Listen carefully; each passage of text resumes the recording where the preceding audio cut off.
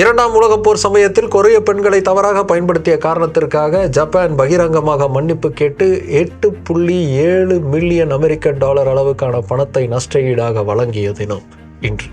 இரண்டாம் உலகப் போர் சமயத்தில் ஜப்பானுடைய இம்பீரியல் ஆர்மியில் இருந்த படை வீரர்களுடைய பாலியல் தேவைக்காக கொரிய நாட்டிலிருந்து பல நூறு அப்பாவி பெண்கள் கடத்தி கொண்டு வரப்பட்டாங்க.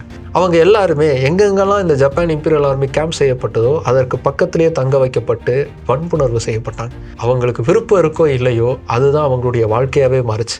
அவங்க வாழக்கூடிய இடமெல்லாம் அவ்வளவு மோசமான ஒன்றா இருந்துச்சு. எந்தவித அடிப்படை உரிமையும் அவங்களுக்கு வழங்கப்படலை. சுகாதாரமற்ற சூழலில் தான் அவங்களுடைய ஒவ்வொரு நாளும் நகர்ந்துச்சு. அவ்வளவு கொடுமைகளும் இரண்டாம் உலகப் போர் முடிவுக்கு வந்ததுக்கு அப்புறமா தான் மாறுச்சு. கிட்டத்தட்ட 55,000 2 லட்சத்துக்கும் அதிகமான அளவுக்கு பெண்கள் இப்படி கம்ஃபர்ட் உமன்கிற பெயரில் எக்ஸ்ப்ளாய்ட் செய்யப்பட்டாங்க. அந்த பெண்களில் அதிகமான எண்ணிக்கையில் இருந்தது கொரிய நாட்டு பெண்கள் தான். இந்த கொடூரமான பிராக்டிஸுக்கு 2015ஆம் ஆண்டு கொரியாவுக்கும் ஜப்பானுக்கும் நடுவில் இருந்த ஒப்பந்தத்தின் அடிப்படையில் அப்போதைய ஜப்பான் பிரதமரான ஷின்சோ ஆப் பகிரங்கமான மன்னிப்பு கேட்டார்.